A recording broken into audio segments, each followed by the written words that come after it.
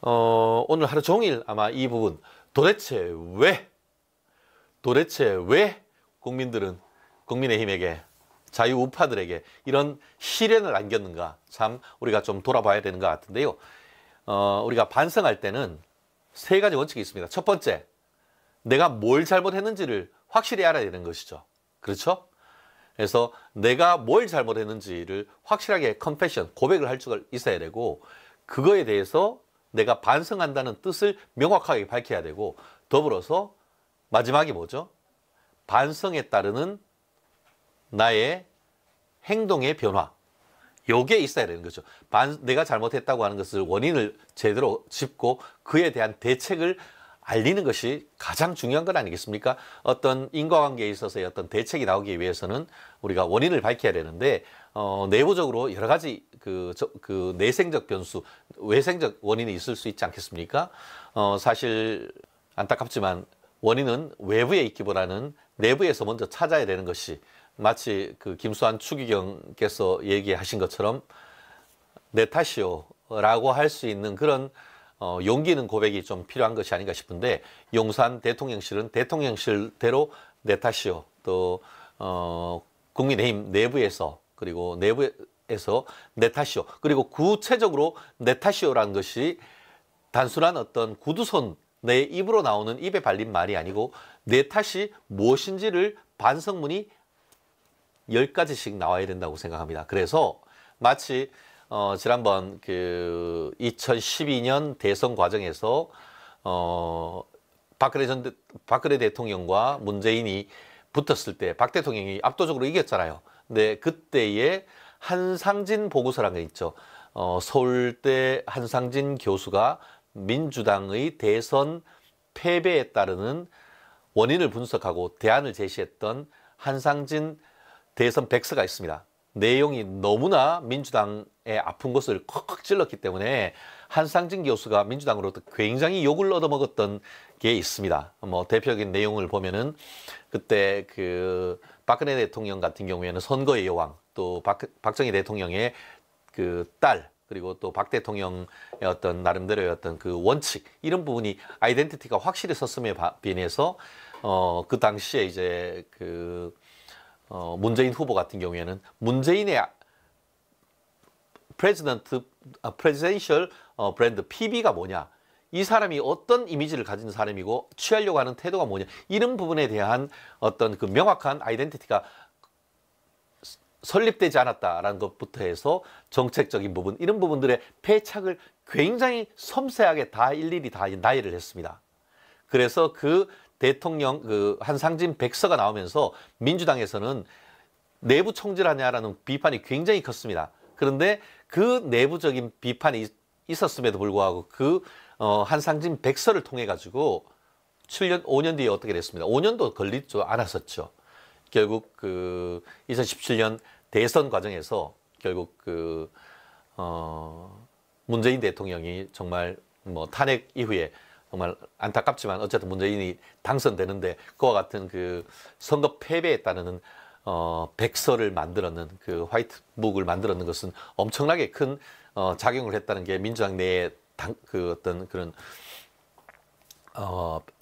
중론이자 일반적인 평가입니다. 그렇다고 한다고 하면은 왜 도대체 개헌 가능성이 뚫릴 정도의 개헌 라인이 뚫릴 정도로 야당의 200석까지 갈 뻔했는지에 대해서는 국민의힘도 이번에는 정말 총선 패배에 따른 백서를 저는 만들어야 된다라고 생각을 합니다. 그리고 그 백서에는 아까 말씀드린 것처럼 용산의 실책, 그리고 또 국민의힘의 실책, 이런 패배에 따른 원인을 우리 내부자의 어떤 시각이 아니고 마치 외부에서의 어떤 그런 그 우리가 경영 컨설팅을 받듯이 외부에 있는 정치 전문가들, 또 여론조사 전문가들을 종합적으로 이 위원회를 만들어서 그에 따르는 원인을 명확하게 분석을 하고 그에 대한 대책을 하나하나 내는, 이런 부분이 저는 반드시 1차적으로 절차적인 측면에서 저는 있어야 된다라고 보고요. 그것 외에도 지금 거기에 달린 그 백서에는 첫 번째는 용산에 당에서의 어떤 내부적인 자기 고백이 좀 있어야 되는 부분이 분명히 있다는 것이 뭐 사실 안타깝고, 저 또한 참 이런 얘기를 하기는 참 곤란하기도 하고 좀 답답하기도 합니다만, 이게 당과 용산 사이에 이 그 케미가 사실은 좀 너무 삐그덕삐그덕했던 그런 부분 있지 않습니까? 참 지난 가을이었죠. 어떻게 보면은 그 강서구청장 선거에서 우리 뭐 대법원에서 형이 확정된 분을 대통령께서 사면을 하고, 사면이 잉크가 마르기도 전에 바로 또 재보궐선거에 출마시킨, 그리고 또 그러한 상황에서 그 지역을 어떤 지역구의 구청장을 뽑는 선거라기보다는 오히려 마치 뭐 엄청난 서울시장급 선거가 되는 것처럼 판을 좀 키웠던 그런 부분이 없지 않았던 것 같은데요. 그로 인해서 거의 20%에 가까운 엄청난 패배를 겪었지 않습니까? 그러고 나서 일찍 우리가 예방주사를 맞았다, 이런 얘기를 했습니다만, 그럼에도 불구하고 제대로 이 부분에 대한 어떤 그 국민에 대해서 좀 오만하다라고 하는 그런 비판은 여전히 남아 있었습니다. 그런 상태에서 그 2023년 12월 말에 정말 위기 속에서 정말 한동훈 비대위원장이 화려하게 등판을 했었죠. 그러면서 어쨌든 전체적인 그 여론의 흐름이 상당히 좋아졌죠. 한동훈 현상이다라고 할 정도로 한동훈의 어떤 그 스피치했던 동영상이 300만 회 이상 어떻게 보면 조회가 되고, 또 우리 대구의 동대구역 같은 데 갔을 때는 7시 차를 끊었는데 하도 많은 사람들이 와서 사인해달라, 셀카 찍어달라 해서 11시 그 KTX를 하는 그럴 정도의 어떤 대성급 사람들을 몰아다니면서 상당 부분 분위기를 반전시켰던 그런 부분이 있었는데, 그 흐름 속에서 또 그래서 그 흐름 또 플러스 의정 갈등, 뭐 말은 갈등이라고 했습니다만 개혁의 칼날을 들었는데, 그 개혁에 따르는 어떤 그 성과가 나오기보다는 오히려 그 논란이 지나치게 길어지면서 국민들이 피곤해하는 이런 상황 속에서 이게 지지율이 꼬꾸라지는 그 시점에 공교롭게도 또 참 안타깝습니다만 우리 그 이종섭 전 국방부 장관을 호주 대사로 선임해서 해외 호주로 출국시키는 과정에서 출국 금지라는 그런 문제가 있었고, 그걸 해지하고 가는 과정에서 좌파 언론들의 어떤 그런 그 침소봉대를 통한 이게 뭐 범죄자를 보내네, 이런 프레임 속에서 국민의힘이, 특히 용산이 완전히 빠져버린 건 아니겠습니까? 그러니까 중도층 표심이 하루아침에 이게 뭐 리얼미터나 아니면은 그 갤럽 여론조사 기준으로 10% 이상 지지율이 폭락하면서 이 여론이 완전히 뒤집혀버린 이런 참 어이없는 그런 상황. 물론 뭐 그 한동훈 비대위원장이 정말 빨리 수습을 해서 이종섭 그 호주 대사를 한국으로 사실상 우리 소환하기를 바란다라고 했을 때 또 나름대로 그 행사가 있고 하셔가지고 또 호주에서 한국에 들어오셨고, 또 여론의 추이를 보시다가 또 본인이 스스로 거취를 결정했던 그런 모습이 있었는데, 말씀드렸듯이 잘 나가다가 결정적인 순간에 결정적인 어떤 정무적 실책을 통해 가지고 여론이 정말 그동안 정말 몇 달을 통해서 쌓아놨던 공든탑이 하루아침에 무너지는 이런 모습에 대해서는 참 아마 저를 포함하면 많은 분들이 정말 많이 답답했던 그런 부분이 있었던 것 같습니다. 그리고 또 사실은 뭐 800원대의 뭐 파 논쟁이 있었는데, 사실 앞뒤 맥락을 보면은 윤 대통령은 너무나 합리적인 얘기를 하셨어요. 딱 보시더니만 아유, 다른 데는 이렇게 싸지 않지 않습니까? 여기는 농협이다 보니까, 농협 하나로 맡아다 보니까 농협 관련되는 기금도 있고 또 자체 프로모션 하는 데 대한 마케팅 비용이 있다 보니까 이 정도긴 한데, 하지만 그럼에도 불구하고 이게 800여억 원 정도 된다고 하면은 그래도 또 국민들이 이제 일반 서민들이 살아가는데 합리적으로 느끼지 않을까. 이런 맥락인데 앞뒤 다 떼버리고 파는 800원대가 합리적이다 라고 하니까 이제 뭐 좌판에 우판에 파들고 나와서 아무튼 그런데 그런 빌미를 준 게 너무 사실은 가슴에 아프고 그런 부분이 또 수원정에 있는 국민의힘 영입 인재인 이수정 교수님이 또 그런 부분을 또 본인 스스로 나중에 이제 사과도 하고 했습니다만 뭐 팜 뿌리가 뭐 800 얼마다 뭐 그런 퍼포먼스를 하면서 국민들에게 희화화되면서 이게 진짜 별것 아닌 것 같지만 가랑비에 옷 젖듯이 우리의 국민의힘에 대한 지지율이 쑥쑥쑥쑥 빠지면서 특히 그 보면은 중도층 나아가서 또 보수층까지도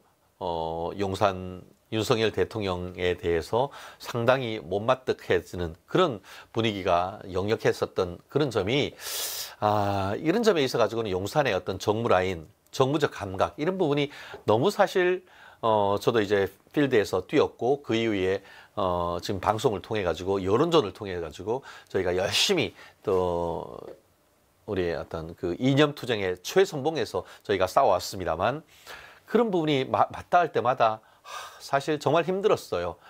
저희가 멀쩡하게 해서 막 싸우는 것 같지만 사실 개인적으로는 속으로 굉장히 많이 속상하고 특히 그 후보자님들 같은 경우에는 와 정말 개인적으로 좀 원망스러운 그런 생각도 많이들 하셨을 거예요. 다만 그럼에도 불구하고 당정청이 하나가 돼서 원팀 정신으로 뛰어야 된다라고 하는 그런 어떤 대의 명분 때문에 아마 본인의 어떤 그런 서운함이나 이런 부분을 많이 삭혔고 다만 그중에 또 일부 또 후보자들 같은 경우에는 대놓고 또 뭐 탈당 운운도 하고 또 뭐 무릎 꿇고 윤 대통령이 사과해야 된다는 그런 얘기가 있어서 보수 분열을 낳는 또 그런 안타까운 또 계기가 돼버린 그런 부분이 돼 있었었는데 말씀드린 것처럼 지금 말씀드린 게 어떻게 보면 용산의 정무적인 일부 실책이다라고 우리가 예측할 수가 있죠. 사실 그 하나하나가 아주 큰 문제냐? 결코 그렇진 않지만 언론을 통해서 확대 재생산되고 또 특히 이제 지금 멸콩TV 청취자 정도 되시는 분들은 우리 TV에서 얘기하는 것보다 막전 막후에 대한 얘기를 훨씬 더 상세하게 들으면서 그래서 그렇구나 이런 맥락을 짚지만 그렇지 않고 투표장 갔는데 비례대표를 찍어야 하는데 국민의 힘이 없어요. 이런 분들도 생각보다 많단 말이에요. 그런 분들 같은 경우에는 판단에 지금 850원이네 뭐 이런 얘기 하면은 맥락 딱 떼고 그게 합리적이다 이렇게 들으면은 정말 환장할 노릇이거든요. 그러니까 좌파들한테 이용당할 그럴 어떤 모습들을 이런 부분을 최대한 좀 줄이고 또 언론이 어떤 그 문제가 나왔을 때 신속하게 좀 대응을 해주셨으면 하는 그런 문제가 있었는데 말씀드렸던 이런 부분과 관련해 가지고 이 그 2024년 22대 총선 정말 패배 백서에는 반드시 그 용산에서의 어떤 정무적 실수 이런 부분도 저는 분명히 들어가야 된다. 그렇게 돼야만 이게 제가 뭐 저뿐만 아니고 보는 무슨 저희가 윤 대통령을 비난하려고 하는 그거 전혀 아니거든요. 결국 이번 결과가 이렇다고 하면 그 원인을 분석을 하고 그러면은 앞으로 어떻게 이걸 그 교훈 삼아서 우리가 실책을 하지 않을 것인가. 어떤 문제가 생겼을 때 얼마나 신속하게 언론 대응을 할 것인가. 이런 부분에 대한 답을 찾자고 하는 건 아니겠습니까? 진짜 정말 지금 김나연님 100번 잘해도 한 번의 실수를 찾아서 선전선동을 한다는 게 좌파의 통일 전선 전술 아니겠습니까? 그렇다는 점에서 우리로서는 물론 완벽할 수는 없고 또 선거란 것이 짧은 기간 내에 정말 아주 밀도 있게 진행되는 과정에서 우리가 그걸 대응할 시간적 여력조차 없다는 것 잘 압니다. 그럼에도 불구하고 관리를 할 수 있는 역량을 쌓아야 된다는 것은 마땅한 것 아니겠습니까? 그리고 또 수기님 범죄자를 구속시키지 않고 활개치게 다니게 하니까 그렇다. 맞습니다. 참 저도 뭐 여러 차례 그 얘기를 하고 있죠. 그러니까 저는 지금 얘기하는 건 우리의 내생적 원인 그리고 또 외생적 원인이 있겠습니다만 내생적 원인으로서 말씀드린 것처럼 용산의 어떤 그런 정무적 실책 이런 부분에 대해서 저희가 반드시 한번 좀 돋봐봐야 되는 것이고 또 당에서의 어떤 실책이 없느냐 이런 부분과 관련해서 봤을 때에 지금 아마 댓글을 많이 다시는 그런 부분 같은 경우에도 과연 이번 공천 시스템 공천이다라는 취지로서 우파 정당에서 처음으로 시도했다라는 점 자체는 굉장히 높이 평가하고 그 과정에서 큰 어떤 민주당과 달리 큰 갈등이 불거지지 않았다는 점에 대해서는 나름대로 의미가 있는 공천이었다. 다만 과연 그와 같은 것이 혁신 공천으로서 국민들 눈높이에 정말 맞는 사람을 테이블에 올렸느냐, 메뉴판에 올려드렸느냐, 이런 측면에 있어 가지고는 갸우뚱할 수밖에 없는 이런 부분이 없지 않지 않습니까? 물론 이제 잘 아시다시피 민주당에서 김건희 여사 특별법을 끝까지 그 제의와 관련되는 것을 상정하지 않으면서 만약에 이제 제의 요구하기 전에 현역 의원들을 컷오프를 많이 시켜버리고 그런 상태에서 김건희 여사 특검법이 제의가 됐을 경우에는 그 특검법이 어떻게 보면 반란표를 통해 가지고 통과되지 않을까, 이런 염려가 있었던 것, 뭐 우리 멸콩TV 시청자 여러분은 너무나 잘 알죠. 하지만 결론적으로 봤을 때에 그와 같은 어떤 국민의힘의 전략이 많은 중도 표심을 돌아서게 했던 것도 사실이거든요. 결국 그와 같은 법이 사실상 폐기되도록 한 사실 자체는 성공을 했지만 그로 인한 정치적 후폭풍이 우리가 생각했던 것보다 훨씬 더 컸다라는 점에서 참 이런 부분에 있어서는 참 도대체 이거를 어떻게 해야 되느냐 참 난감하죠. 왜 난감하지 않겠습니까? 어떻게 보면은 옛날에 어땠어요? 노무현 대통령 같은 경우에는 뭐 논두렁 시계 논란이 있고 또 그리고 또 박연차 씨로부터 뭐 수백만 불을 그 노무현 전 대통령의 부인인 권양숙 여사가 받았다라는 것에 대해서 기자들이 물었죠. 그거 어떻게 생각하냐고 하니까 면목 없는 일이죠 라고 하면서도 아니 그럼 조강지처 버리란 말입니까? 이렇게 얘기를 했었던 것 아니겠습니까? 그러니까 그런 점에 있어서 노무현 대통령에 대해서는 그럼 조강지처 버리란 말입니까? 그걸로 그런 그 뇌물 관련되는 뇌물성 돈을 주고받은 것에 대해서 이게 익스큐즈가 되고 이 정말 어떻게 보면 이제 몰래카메라 찍어가지고 함정에 빠뜨려서 했던 그런 부분에 대해서 좀 정말 국민의 눈높이에 맞지 않았다라는 것을 얘기를 하시면서 안타까운 일이죠. 했는 것만 가지고는 용서가 안 된다라는 것도 사실 노무현과 윤석열 두 분을 대비한다고 하면 윤 대통령이 훨씬 더 솔직했는 게 사실이죠. 그럼에도 불구하고 이게 그 젊은 층, 또 2030, 또 4050 이런 그 연령대 같은 경우에는 어쨌든 김건희 여사에 대한 어떤 사적인 어떤 뭐 서운함이라든가 그런 어떤 그 감정이 투여되면서 이런 부분이 좀 제대로 대응되지 못했던 점이 저는 참 못내 굉장히 많이 아쉽습니다. 참 그래요. 아무튼 뭐 사실 일부 지금 얘기하는 것처럼 그 일부 유튜버들 같은 경우에는 보수의 분열을 얘기하는 그런 분들이 많았다라는 점도 지금 댓글에서 상당 부분 얘기를 하고 있고, 사실 어제도 그렇고 그제도 그렇고 저희 멸콩TV 같은 경우에는 뭐 저희가 그 이승만 대통령 말씀하신 것처럼 뭉치면 살고 흩어지면 죽는다. 설령 좀 아쉬움이 있다 하더라도 이번에는 2번, 4번 24K 정말 순수 금의 농도 높은 투표를 통해 가지고 국민의힘과 국민의 미래에 표를 몰아달라라고 정말 끝까지 우리가 호소를 했었지 않습니까? 그런데 일부 유튜버들 같은 경우에는 다른 목소리를 한다는 말씀을 저도 많이 듣고는 참 속이 굉장히 많이 좀 아프고 상했습니다.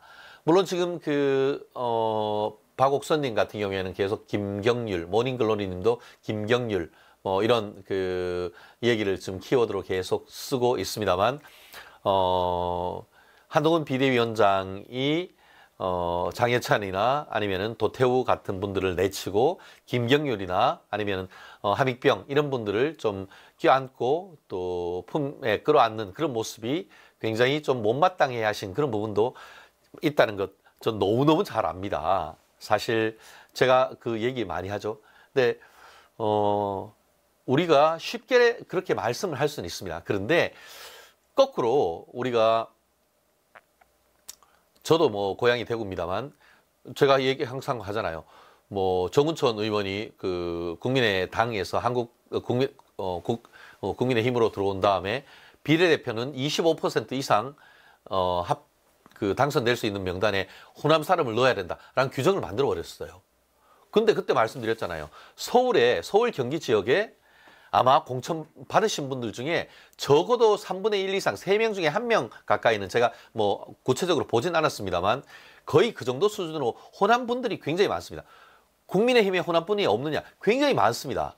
그리고 더불어서 서울, 경기, 그리고 인천 지역에 그러니까 정말 참 이게 아이러니한 게 대구, 경북, 부산, 울산, 경북에, 경남에 계신 분들을 공천을 드렸을 때에 이거를 통합해가지고 이거를 승리로 이끌기가 정말 쉽지가 않아요. 한동훈 비대위원장의 고민은 바로 거기에 있던 것이죠. 그러다 보니까 어떻게 보면은 중도층에 대한 표심, 그러니까 한마디로 산토끼를 잡고 더불어서 집토끼까지 잡으려고 하니까 그런 부분에 있어서의 어떤 상징적 인물들로 마포의 함익병 그 후보님이라든가 아니면은 그 비대위원회 또 조국 흑서를 쓴 김경률 또 회계사 이런 분들을 모셨던 것인데 참 그렇습니다. 우리가 이런 거 아닙니까? 우리나라에는 사실은 그 축구 국가대표에 귀화하신 분들이 없습니다. 하지만 일본 같은 경우만 해도 귀화했는 국가대표가 있고 최근에 그 제가 지난번에 그 우리 대한민국하고 그게 태국이었죠. 태국의 국가대표 A매치를 봤더니만 거기에도 해외 선수를 귀화시켜서 그런 게 있더라고요. 그렇습니다. 우리가 축구에도 승리를 하기 위해서 심지어 귀화한 선수를 하고 또 히딩크와 같이 해외 명감독을 모시지 않습니까? 그렇다고 한다고 하면은 우리가 승리하기 위해서 총선 승리 안 하면 사실은 지금 난리 난 건 아닙니까? 만약에 진짜 어제 200선이 뚫렸다. 저 오늘 여기 방송 못하고 아마 집에서 알아 누웠었을 겁니다. 그 정도의 어떤 그 후폭풍과 충격이 있기 때문에 그러한 점을 최대한 막기 위해서 나름대로의 어떤 그런 전략이었다라고 생각을 하고 다만 그러한 전략이 유효했는지 이 부분에 있어서는 뭐 저는 나름대로 효력은 있었다라고 생각합니다만 그 부분에 있어 가지고는 또 나름대로 평가가 다를 수가 있을 것 같습니다. 그런 부분까지도 순혈주의가 아니고 하이브리드주의, 정말 그 자유우파, 보수, 중도 그리고 경우에 따라서는 중도 좌파까지도 끌어안을 수 있는 그런 전략으로 앞으로도 나가야 되는 것인지 아니면은 여기 봐라 그렇게 했더니만 그런다고 쟤네가 찍어주느냐 이런 논란이 있지 않습니까? 그렇듯이 앞으로 이런 부분에 있어서도 이제 그 총선 패배 백서를 확실히 쓰면서 이런 중도 내지는 중도 좌파까지 외연을 확대하면서 사람을 끌어들이는 영입하는 전략이 맞는지에 대한 이런 부분도 당 내에서 우리가 굉장히 고민을 하면서 대책을 세워야 되는 부분이라 저는 개인적으로 그렇게 생각을 합니다. 지금 그 모닝글로님 같은 경우에 중도라는 막연한 신규를 쫓다 보수 우파의 가치를 높여 국민의힘의 정체성이 희미해졌어요. 지금 말씀드리는 게 그런 부분 아닙니까? 저도 이런 그 논란이 있고 이런 시각이 분명히 존재한다는 것을 제가 잘 압니다. 아마 그 한동훈 비대위원장 같은 경우에도 서울에서 오래 자라고 또 서울의 중고등학교를 대학교를 거치면서 서울에 있는 나름대로 중도 우파의 어떤 표심을 읽으면서 갔다라고 저는 생각을 하는데요. 그러한 전략이 유효했는지 여부, 이 전략을 추후에는 변경시켜야 되는지 이런 부분에 대해서도 냉정한 한번 어떤 판단이 좀 필요한 것이 아닌가 그렇게 생각을 합니다. 또 원더우먼님, TK, PK가 나라를 살렸다. 저도 완전히 공감을 합니다. 다만 TK, PK만 가지고는 안 된다라는 것도 우리가 또 항상 생각을 해야 되는 건 아니겠습니까? 저 또한 이번에 그 구미에 가서 또 총선을 위해서 열심히 뛰었습니다만 서울에 있는 우리 형님들, 동생들이 얼마나 어렵게 뛰고 있었는지는 제가 누구보다 잘 알기 때문에 그분들의 어떤 고민, 정말 우리 멜콩TV 시청자 여러분도 아마 같이 고민을 하시고 그 고민을 같이 아마 이해하지 않을까 그렇게 생각을 합니다.